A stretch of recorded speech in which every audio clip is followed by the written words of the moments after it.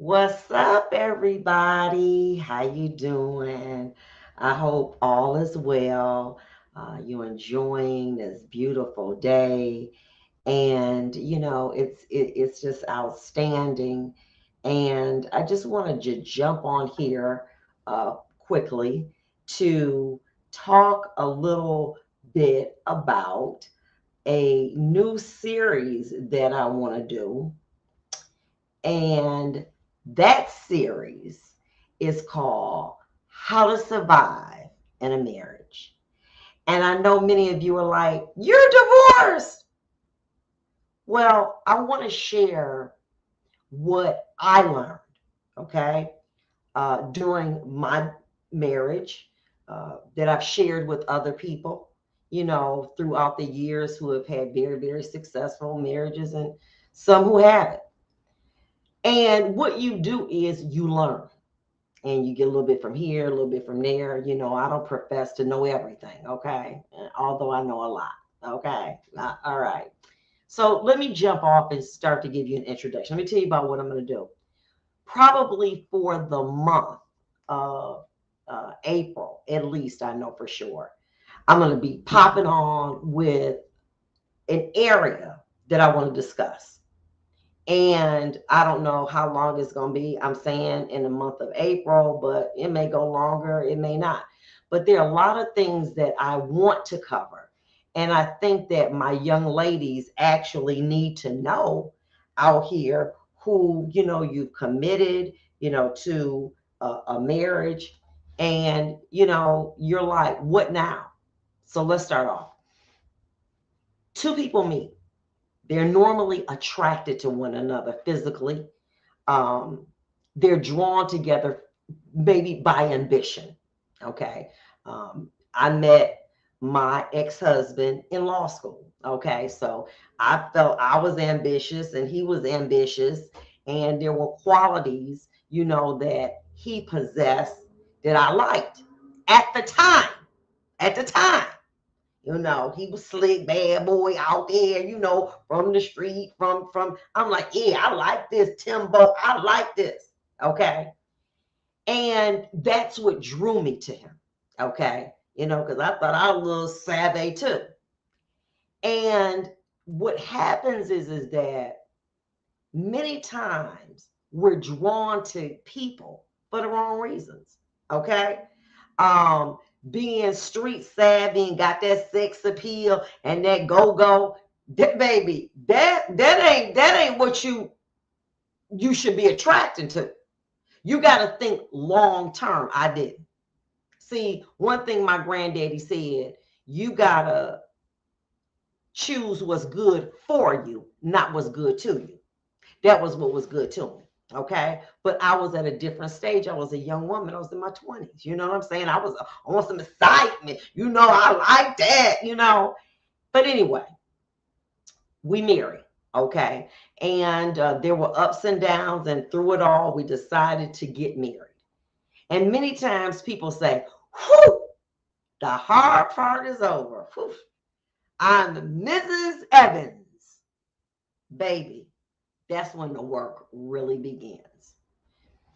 Many times, the foundation that many marriages are built upon, attraction, desire to do stuff together in a business, blow up, money, etc. It's not based on things that you later learn, like uh, love for God, commitment to God. What's your ability to be faithful? What's your ability to, sit down? Women mature differently than men. So a woman, when she married, she like, whew, the hard part is over with. Got my husband. Now gonna get these kids, knock this out. We gonna roll with this. Okay. And then you go to bed with this man and you wake up with a monster. Want to stay out late. Want to ruin women. Want to be disrespectful. You're like, where the hell did this come from? I ain't signed up for all that. Well, the vetting was wrong. See, that's when y'all remember them blow pops. That's when you lick off all of the candy, and then you get to the bubble gum. So now you're at the bubble gum, and you like, but where the candy? I like the candy part. It's not his fault. It's not your fault. You were two imperfect people. You had your issues. He had his issues. You had your dreams. He had his dreams. You had your nightmares. He had his nightmares. You had your traumas. He had his. And now you're trying to come together, and it's challenging. It's challenging at best because you're trying to fuse two different people, two grown folks trying to come together and be one. And that's a challenge.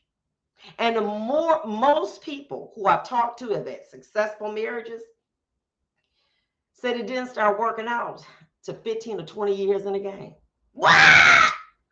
Yeah, because you're two imperfect people drawn together. He want a mama, you want a daddy. You want somebody to sit at home with you while you knitting and watching a TV, and he want to be in the street. You two imperfect people. Not one ain't bad, one ain't good. Now I ain't getting into that. You're different. And so now you're trying to figure out, how do we put this together? Then there come the blame game. Well, I didn't see it because you didn't look. Because your foundation, my foundation, was not built on principles that last. It was built on excitement, fun, attraction. And those don't last. But you're here now. You know, you done got the mortgage, you married, you got kids. Listen, I'm not advocating to divorce. I'm not advocating to leave nobody. I ain't advocating to stay. I'm sharing with you some of the things that I endure. That's all. That's it. So we're going to talk about how to navigate, how to pick your battles. Every battle don't need to be fought. Every battle just don't need to be fought. And that's what we do. Because see, pride go before destruction and a haughty spirit before the fall. Oh, baby. Because see, I get out there in them streets too. You in the street, he in the street. Ain't nobody raising your kids. And then the kids end up in juvenile court. Y'all blaming each other. Well, you should have sat down. Well, you should have sat down. You can't do that.